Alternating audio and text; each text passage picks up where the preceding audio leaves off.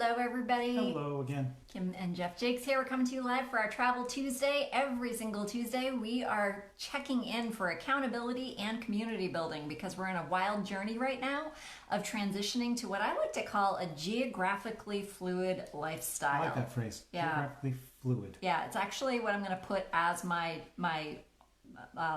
location of living on social media, geographically fluid, as long as we are.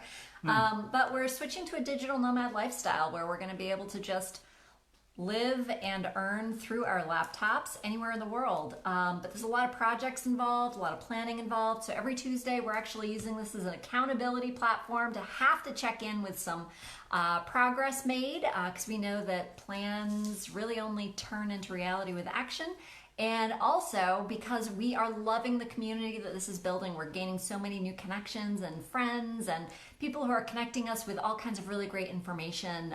And that has been really super valuable as well. So today, we're actually going to be chatting about a particular country. We're trying to intersperse hard facts and boring research with some fun, uplifting, where the dreamscaping of it all. Right. So we already covered a little bit of information about Georgia, but today's all about Malaysia. And there's a couple of really good reasons why we're checking out Malaysia that are selfish. Number one, if you don't know this, our son lives in Japan. And Japan is a really, really hard country to get a long-term visa in. We can go there for 90 days a year, but it's really challenging to stay longer than that. So Malaysia just happens to be a country that there's it's only an hour time zone difference. Yeah, right. That's a big deal. Yeah, we have, because normally we're talking to him. Our 9 o'clock in the morning is his 10 o'clock at night. You know, yeah, it's like a 14 or 13 hour time difference normally. He's the next day, and it's kind of like talking to the future, back to the future. It's really a challenge. It's challenging. But also, it's only a 6-hour flight, theoretically. I think, depending on what you purchase. Right. So when your son lives in Japan, you're at the point where you're saying it's only a 6-hour flight. Only. Yeah, we did a 32-hour flight one time. Don't recommend it. It was a cheap flight. Would never do it again. We went all over the world to get there. I think we landed in China or something. Yeah. I ended up... Saved $100. The last movie I watched was Dazed and Confused, and I literally thought I was on drugs watching it.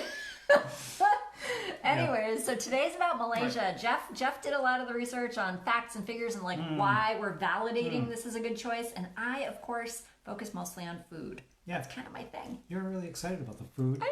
I mean, the facts and figures, we live in the times of Google. We can all look that stuff up. But it is interesting. It's a country that's split by the South China Sea. So it's two parts. It's called Malaysian Borneo is on one half, and Malaysian Peninsula is on the other half, separated by the ocean. And Borneo, turns out, is the world's third largest island. Wow. I definitely did not pay attention in geography. I didn't either. This has been really good for that, actually. So Borneo contains Malaysia, part of Malaysia, Malaysian Borneo, Indonesia, and the Sultanate of Brunei. Oh, I love that. A little tiny sultanate, whatever a sultanate is. I would love to.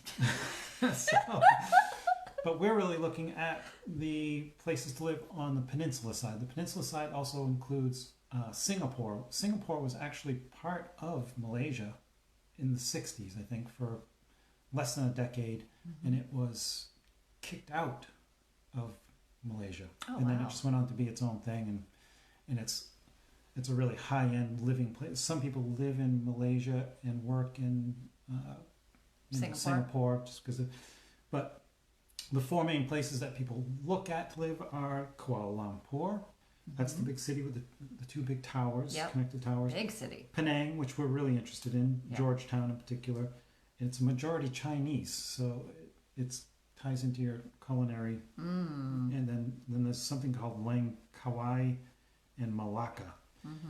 A lot of this information that we're getting this week came from connecting with people from International Living. They have internationalliving.com, right? .com, and they have a great YouTube videos. If you subscribe to internationalliving.com, they will definitely barrage you with emails. Just let you know. Heads up. And then most recently, the other guy we've been looking at, listening to a little bit, who's very big on Malaysia for a number of reasons. He sees it as tax friendly, I love this business guy. friendly, affordable, and safe. And his name is Andrew Harrison. He's the nomad. He calls himself the nomad capitalist, and he's really big on helping people find a second residence, or even a second. He recommends another place to put your income, or even have a second passport. Okay, so we're running out of time. And his tagline, I love his tagline, the digital capitalist. Yeah. His tagline is go where they treat you good, or best. Go where they treat you best. Go where they treat you best. Yeah, go where they treat you best. And, he's thinking about it specifically from a financial standpoint. He's an American, very libertarian at heart, and he's like, dude, I'm not being financially treated well here in the United States, so let me go where they treat me best. I'm like, wow, that's kind of a genius idea. Now, our YouTube channel is Go where it feels good. Go where it feels good. So I was like, wow, there's a second reason to connect with this guy. I feel like we are on the same mindset. But he works specifically, I think, with six and seven figure earners. He helps them navigate like which passports, which visas would be best to a tax advantage. Since COVID, it's now an even faster moving trend of people buying visas, second residences, and second visas and passports and stuff. And that's a whole strategy that you would want to check out. Digital Nomad Capitalist. Yeah. So when we post this over onto YouTube, we have 9 subscribers now on our channel, 9 or 10. Check it out. In the description, we'll put these links to the International Living and Nomad Capitalist, and there's a few other. Yep. Now, if I can just sneak in a little bit about the food, I'm kind of pumped. Like, I am so food centric. If anybody knows me, like, the reason I get up in the morning is because I love a culinary experience. Thank goodness this guy is an amazing cook. Every day I'm kind of spoiled. Not only is it really well flavored, it's filled with love and nutrients. God, yes. I thank him every single day. Yep. But I like to have access to really good quality food.